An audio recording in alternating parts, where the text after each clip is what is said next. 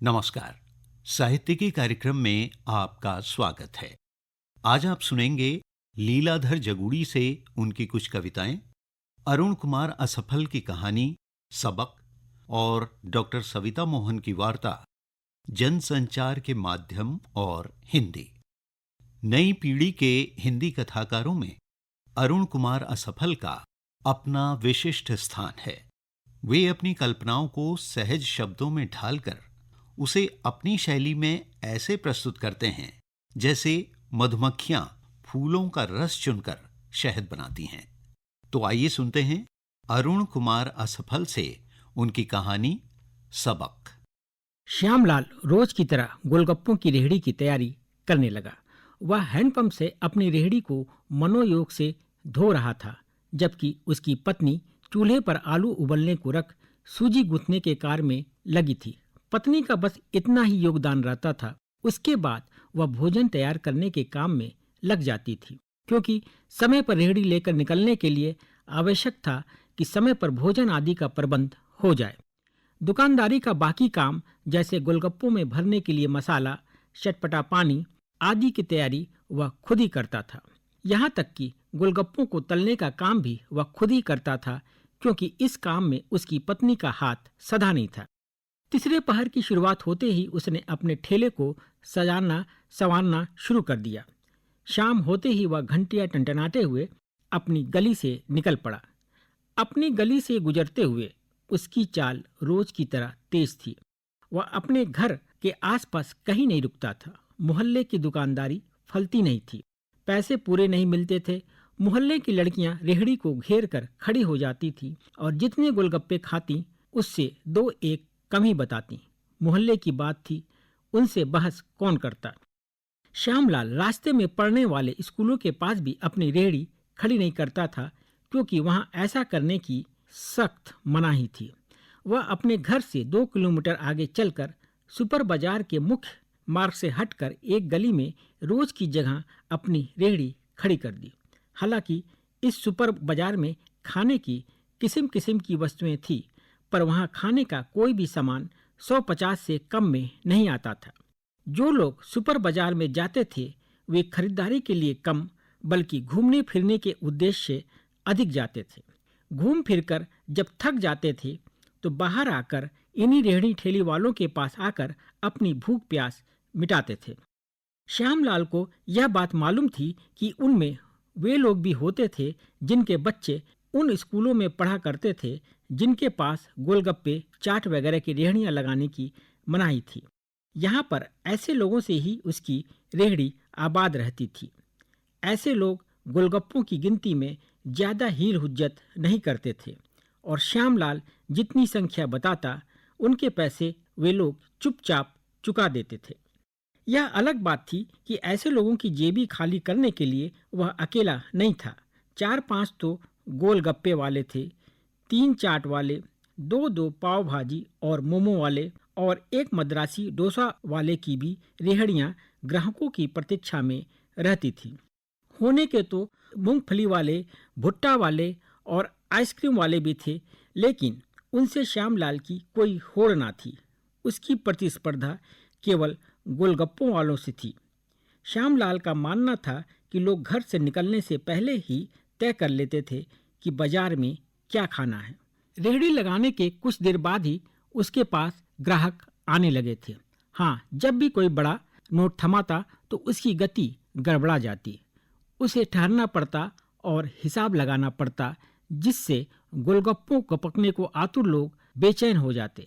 पर एक ग्राहक तो अजीब ही निकला। उसने एक भी गोलगप्पा नहीं खाया और उसे 500 रुपये का नोट थमाया। उसने उसे एक स्कूल का नाम बताया, उसका मोबाइल नंबर नोट किया और उसे अगले दिन वहीं आने का न्योता दिया।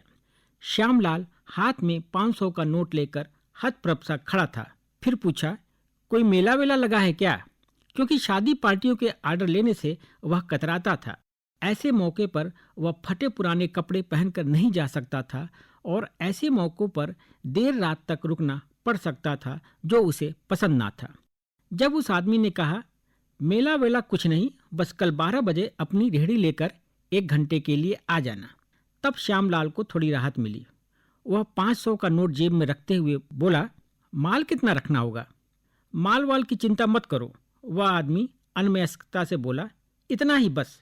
मेरा मतलब है जितना तुम रोज तैयार करते हो उतना ही तैयार करना है। इतना कहकर वह आदमी वहां से चला गया। श्यामलाल भी उस दिन थोड़ा जल्दी ही लौट पड़ा, क्योंकि रास्ते से अगले दिन के लिए खरीदारी करनी थी। घर पहुंचकर अपनी पत्नी से इस बारे में कुछ भी चर्चा उसने ना किया, पर जब रात में वह हैंडपंप चला चला कर अपनी सबसे नई शर्ट और पैंट को धो रहा था तो पत्नी ने उसे टोका और तब उसे बताना पड़ा। कपड़ों को हवा में सूखने के लिए बरामदे में बंधी अलगनी पर उसने उन्हें टांग दिया। बरसात का उमस वाला मौसम था। उसने निश्चय कर लिया था कि अगर सुबह तक कपड़े नहीं सूख पाए तो वह गली के इस्त्री वाले से इस्त्री करवा लेगा। पति पत्नी जल्दी उठकर काम पर लग गए। सुबह 10 बजे तक खाने पीने की सारी सामग्री तैयार हो गई। उसके बाद रेहड़ी को ढकेलता हुआ वह स्कूल की ओर बढ़ चला। स्कूल उसके घर से अधिक दूरी पर ना था। स्कूल के गेट पर ही उसे वह आदमी मिल गया। ठीक टाइम पर आ गए। उसे देखते ही वह आदमी खुश हो गया और गार्ड को पूरा गेट खोलने का इशारा किया। स्कूल कैंपस में वह आदमी आगे आगे चल रहा था और श्यामलाल अपनी रेहड़ी लेकर उसके पीछे पीछे। रास्ता खड़ंजा वाला था, जिस पर उसकी रेहड़ी चलने से घंटियां खुद ब खुद बजने लगी थी। तब उस आदमी ने उसे संभाल संभाल कर रेहड़ी ठेलने का इशारा किया और कहा, डिस्टर्ब ना करो, स्कूल चल रहा है। श्यामलाल को बड़ा आश्चर्य हुआ। वह तो समझ रहा था कि स्कूल में उत्सव जैसा माहौल होगा और बहुत सारे स्टॉल लगे होंगे और वहीं पर उसे अपनी रेहड़ी लगानी होगी, लेकिन कैंपस में सन्नाटा पसरा हुआ था। वह आदमी एक कमरे के पास रुक गया। उस कमरे में विद्यार्थी बैठे हुए थे। वह आदमी कमरे में गया और उन बच्चों को बाहर बुला लाया। वे बच्चे उस आदमी को सर सर कह रहे थे। श्यामलाल ने अनुमान लगा लिया कि वह आदमी उन बच्चों का टीचर था। वह आदमी हिंदी अंग्रेजी मिश्रित स्वर में बोले जा रहा था, लुक, ही इज टिपिकल रेहड़ी वाला। अब मैं तुम्हें बताऊंगा कि इन रेहड़ी वालों से खाने पीने की चीजें क्यों नहीं लेनी चाहिए। श्यामलाल की हालत काटो तो खून नहीं। क्या नाम है जी तुम्हारा? जी श्यामलाल, वह मरील स्वर में बोला। साफ सफाई रखते हो? जी बिल्कुल, वह पूरे आत्मविश्वास से बोला। आप खुद ही जांच ले साहब। वह आदमी सारे बच्चों को लेकर रेहड़ी के पास आ गया तो श्यामलाल बोला, देख लीजिए सब कुछ ढक रखा है, पर तुमने हाथों में ग्लव्स क्यों नहीं पहना हुआ है?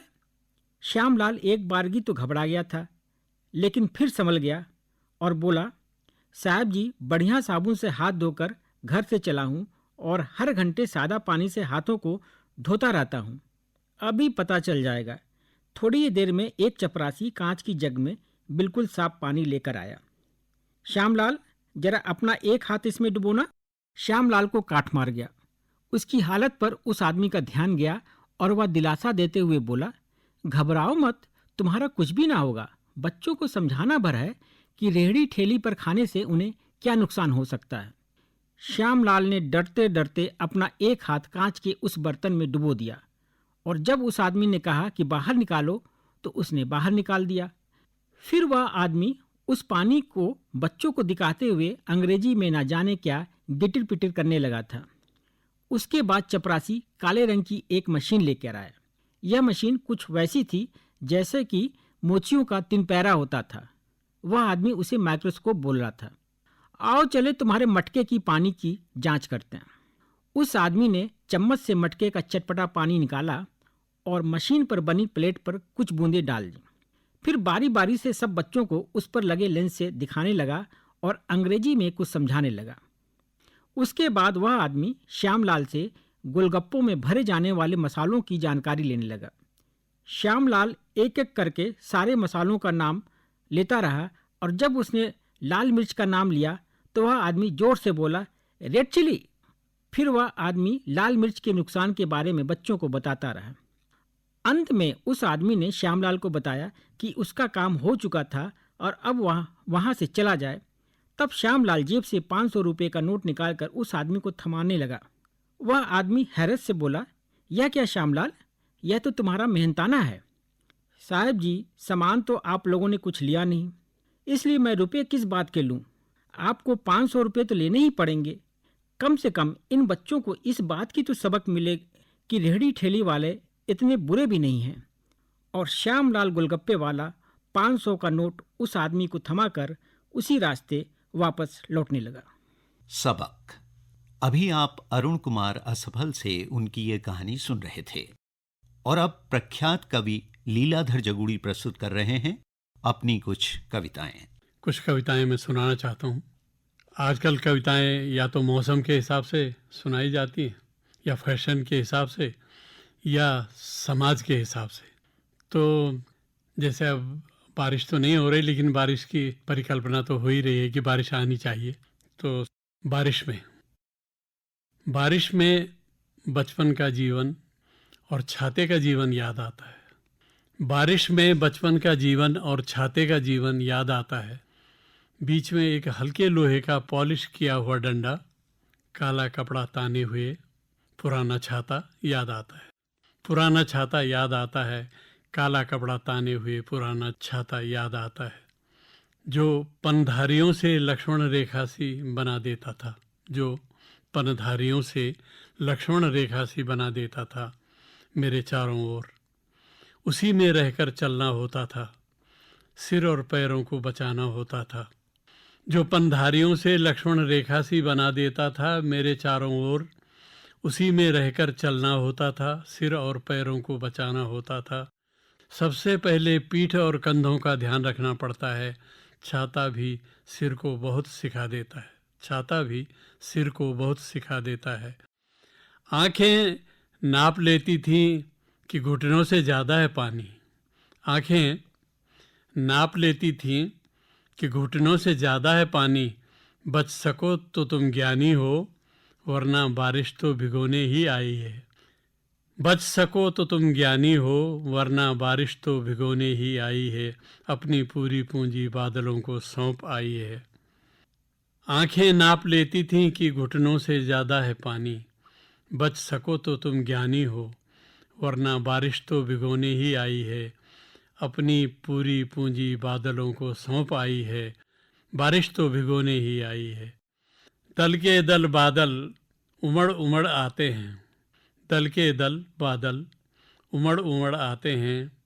जाने वो कौन सा ज्ञान है जो सबको भिगो देता है, जाने वो कौन सा ज्ञान है जो सबको भिगो देता है। यहाँ तक कि प्यासी घास को भी सींच देता है। जाने वो कौन सा ज्ञान है जो सबको भिगो देता है। यहाँ तक कि प्यासी घास को भी सींच देता है, फिर भी होश में रहता है। बिजली का पल्लू दिल में खींच लेता है, बिजली का पल्लू दिल में खींच लेता है। बादल में आसमानी माली की तरह, बादल में आसमानी माली की तरह सूखी घास को भी सींच लेता है पानी। सूर्य आता है। अंधेरे की मातृभूमि में सूर्य आता है। अंधेरे की मातृभूमि में सूर्य आता है, जिसके हर कोण से आयाम में फर्क पड़ जाता है। अंधेरे की मातृभूमि में सूर्य आता है, जिसके हर कोण से आयाम में फर्क पड़ जाता है। चांद तारों तक को उजाले से भर देता है, चांद तारों तक को उजाले से भर देता है। पर सुबह होने से ही दिन अच्छा नहीं हो जाता, पर सुबह होने से ही दिन अच्छा नहीं हो जाता। गहन की कालिमा में भी, गहन कालिमा में भी तारोदय चंद्रोदय हो जाता है। बहुत से नक्षत्रों में बंट जाता है सूर्योदय, बहुत से नक्षत्रों में बंट जाता है सूर्योदय। पर सूर्योदय होने से ही दिन अच्छा नहीं हो जाता, पर सूर्योदय होने से ही दिन अच्छा नहीं हो जाता। अंधेरों से लदी और उजालों से फंदी, लुढ़कने से बचानी पड़ती है ज़िंदगी। अंधेरों से लदी और उजालों से फंदी, लुढ़कने से बचानी पड़ती है ज़िंदगी। अंधेरे पहियों में उजाला भर देता है सूरज, अंधेरे पहियों में उजाला भर देता है सूरज। सूरज की अनुपस्थिति ही अंधेरे में पंक्चर की दुकान खोल देती है। दुख प्रकट होने से पहले ही सब जगह दुबका रहता है। शुरुआत हो या अंत, हर कुछ के बाद कुछ न कुछ घटित होता रहता है। शुरुआत हो या अंत, हर कुछ के बाद कुछ न कुछ घटित होता रहता है। अच्छी सुबह भी क्षितिजों पर उठाए रहती है रोशनी की गागर। अच्छी सुबह भी क्षितिजों पर उठाए रहती है रोशनी की गागर, पर मनस्थिति बिखर जाती है, पर मनस्थिति बिखर जाती है अंधेरे की। अच्छी सुबह भी क्षितिजों पर उठाए रहती है रोशनी की गागर, मनस्थिति बिखर जाती है। अंधेरे की गोद में रोती टपकती ओस भी रोशनी पाते ही मोती हो जाती है। अंधेरे की गोद में रोती टपकती ओस भी रोशनी पाते ही मोती हो जाती है। यही आंसुओं पर भी बीतती है, यही आंसुओं पर भी बीतती है।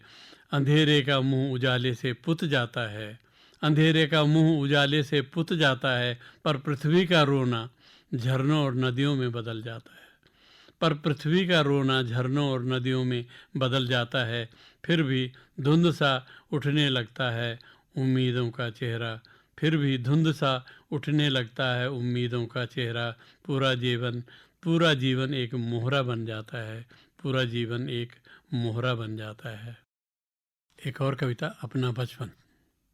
हमारे समय में अपने समय को बार बार उड़ेलता है समय। हमारे समय में अपने समय को बार बार उड़ेलता है समय। नए से नए तन में भी पुरातन आ जाता है, नए से नए तन में भी पुरातन आ जाता है। बचपन कभी भी याद आ जाता है, कभी भी याद आ जाता है। हमारे समय में अपने समय को बार बार उड़ेलता रहता है समय। नए से नए तन में भी पुरातन आ जाता है। बचपन कभी भी याद आ जाता है। बचपन में देखे हुए गठीले पिता याद आते हैं, बचपन में देखे हुए गठीले पिता याद आते हैं, हठीले पिता याद आते हैं। तो मैं भी हठी हो जाता हूँ, सब कुछ भूल कर पिता की आदतें यादों में ले आता हूँ। सब कुछ भूल कर पिता की आदतें यादों में ले आता हूँ। सबकी फ़ोटोओं में अपना भी फ़ोटो देख पाता हूँ, सबके फ़ोटोओं में अपना भी फ़ोटो देख पाता हूँ। जबकि तब कोई कैमरा नहीं था बाज़ार में, जबकि तब कोई कैमरा नहीं था, सिर्फ खून था अपने खून में और प्यार में। सब कुछ जिंदा होने जैसा था, सारा जीवन वन ही उपवन था, चौमासा ही सावन भादों था। सिर्फ खून था अपने खून में और प्यार में। सब कुछ जिंदा होने जैसा था, सारा जीवन वन ही उपवन था, चौमासा ही सावन भादों था। इस समय में अपने समय को बार बार उड़ेलना पड़ता है, इस समय में अपने समय को बार बार उड़ेलना पड़ता है।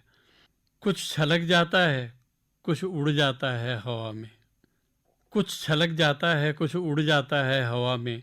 कुछ रह जाता है ज़िंदगी की तकलीफ़ में, कुछ रह जाता है छुटकारा पाने की दवा में, कुछ रह जाता है छुटकारा पाने की दवा में। समय को भी यादों से उड़ेलना पड़ता है, समय को भी यादों से उड़ेलना पड़ता है। अपना बचपन कभी भी याद आ जाता है। हमारे समय में अपने समय को बार बार उड़ेलता है समय। नए से नए तन में भी पुरातन आ जाता है, बचपन कभी भी याद आ जाता है। अभी आप लीलाधर जगूड़ी से उनकी कुछ रचनाएं सुन रहे थे। आज हिंदी एक भाषा के रूप में अधिक से अधिक लोगों तक पहुंच रही है। हिंदी के प्रयोग को बढ़ाने में जनसंचार के माध्यमों की महत्वपूर्ण भूमिका रही है। तो प्रस्तुत है डॉक्टर सविता मोहन की वार्ता जनसंचार माध्यम और हिंदी। मानव एक सामाजिक प्राणी है। समाज में भावों और विचारों के आदान प्रदान के लिए किसी माध्यम की आवश्यकता होती है। यदि भाषा नहीं होती तो समस्त मानव समाज मूक होता। संसार में सभ्यता और संस्कृति का जो विकास हुआ है उसका मूलाधार भाषा ही है।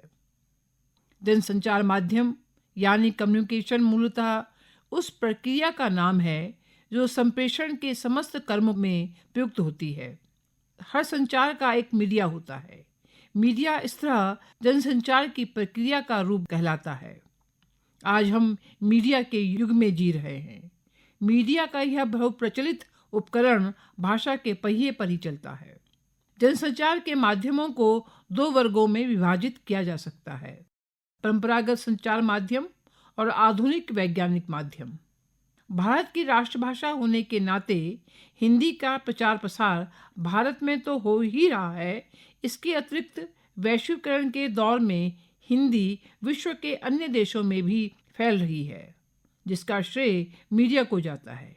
मीडिया भी देश काल और परिस्थितियों के अनुसार परिवर्तनशील है, इसलिए हिंदी को भी मीडिया के अनुसार अपना रूप रंग बदलना पड़ रहा है।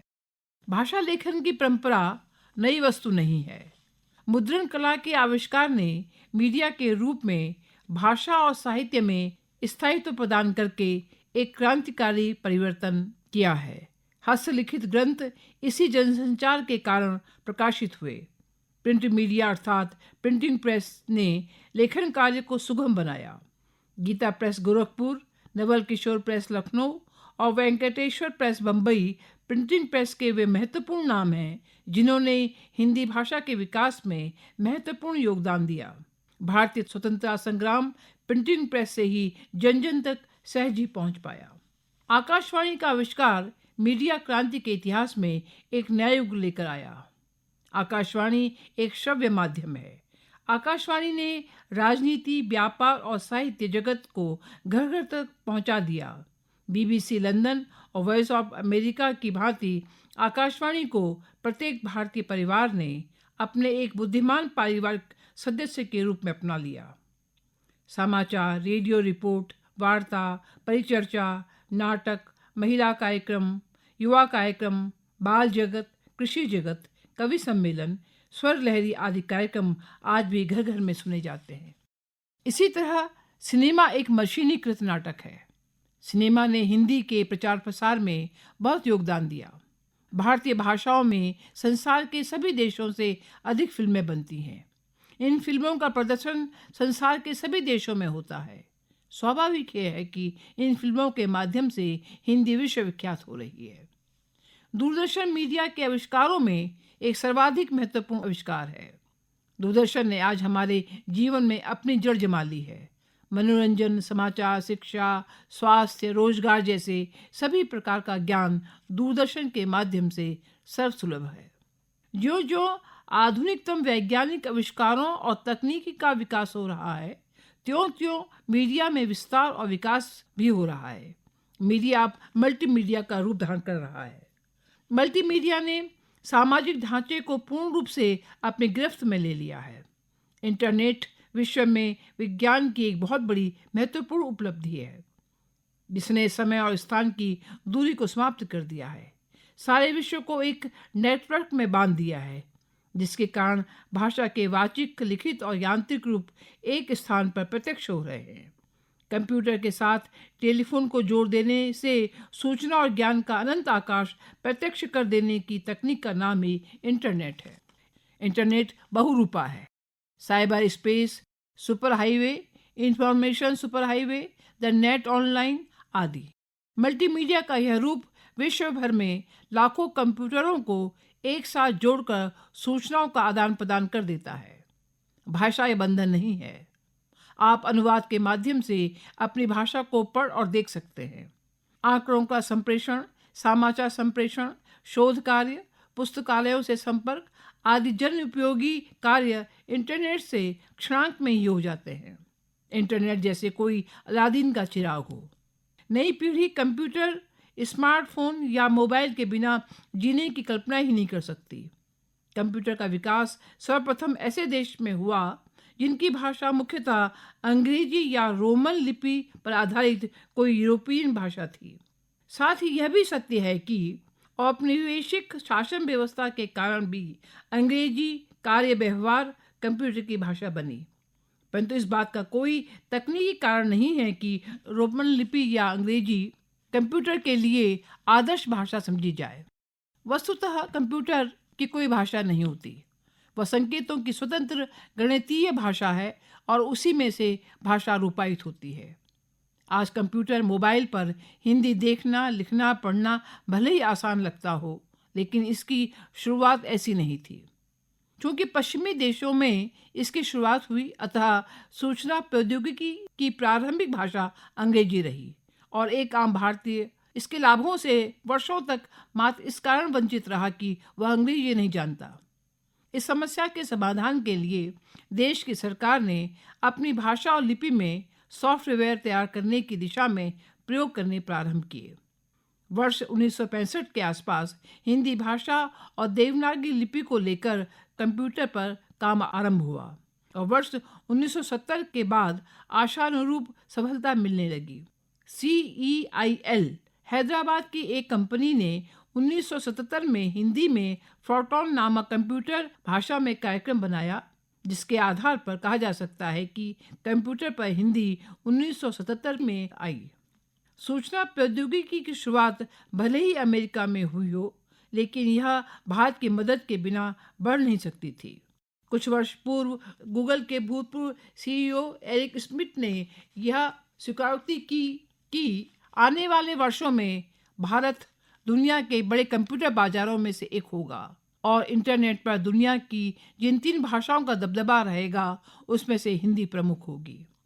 आज कंप्यूटर शब्द संसाधन की दृष्टि से हिंदी काफ़ी बढ़ चुकी है, परंतु डाटा संसाधन क्षेत्र में अधिक परिश्रम की आवश्यकता है। मुक्त बाजार और वैश्वीकरण के दबाव में हिंदी को जरूरत और मांग के अनुरूप ढालने में महत्वपूर्ण भूमिका निभाई है। विश्व में अब उसी भाषा को प्रधानता मिलेगी जिसका व्याकरण संगत होगा, जिसकी लिपि कंप्यूटर के अनुकूल होगी। इस दृष्टि से हिंदी का व्याकरण विज्ञान सम्मत तथा देवनागरी लिपि कंप्यूटर की प्रक्रिया के अनुकूल है। हिंदी भाषा में वेब पेज विकसित करने के लिए प्लग इन पैकेज तैयार किया गया है, जिससे कोई भी व्यक्ति संस्था अपने वेब पेज हिंदी में प्रकाशित कर सकता है। हिंदी में इलेक्ट्रॉनिक शब्दकोश उपलब्ध है, जिससे हिंदी में अनुवाद किया जा सकता है। सूचना प्रौद्योगिकी में हिंदी भाषा का प्रचलन बढ़ रहा है। माइक्रोसॉफ्ट, याहू, रेडिफ, गूगल आदि विदेशी कंपनियों ने अपनी वेबसाइट पर हिंदी को स्थान दिया है। इंटरनेट सेवा के अंतर्गत ईमेल, चैटिंग, वॉइसमेल, ई-ग्रीटिंग आदि के रूप में हिंदी का प्रचलन बढ़ रहा है। हिंदी शब्दों का विशाल भंडार हिंदी वर्ड नेट पर विकसित किया जा रहा है। बैंक सेवाएं, ब्रॉडबैंड, टेली कॉन्फ्रेंसिंग, टेलीटैक्स आदि के स्तर पर हिंदी का प्रयोग आज व्यापक रूप लेता जा रहा है। जैसे जैसे संचार माध्यम बढ़ रहे हैं, वैसे वैसे हिंदी विकसित हो रही है। विगत वर्षों में जब से भारत के प्रधानमंत्री ने पारंपरिक मीडिया से दूरी बनाकर सोशल मीडिया को प्राथमिकता देना प्रारंभ किया, तब से माइक्रो ब्लॉगिंग साइट्स, ट्विटर और इंस्टाग्राम पर लोग हिंदी में अपने विचार रख रहे हैं। वास्तव में सोशल मीडिया की सबसे प्रभावी शक्ति होने के चलते हिंदी भाषा की विकास यात्रा निरंतर गतिशील है और होती रहेगी। देश और दुनिया के मध्य हमारी भाषा एक सेतु बन चुकी है। जनसंचार के माध्यम और हिंदी। अभी आप डॉक्टर सविता मोहन की ये वार्ता सुन रहे थे। इसी के साथ साहित्यिकी कार्यक्रम अब संपन्न होता है। नमस्कार।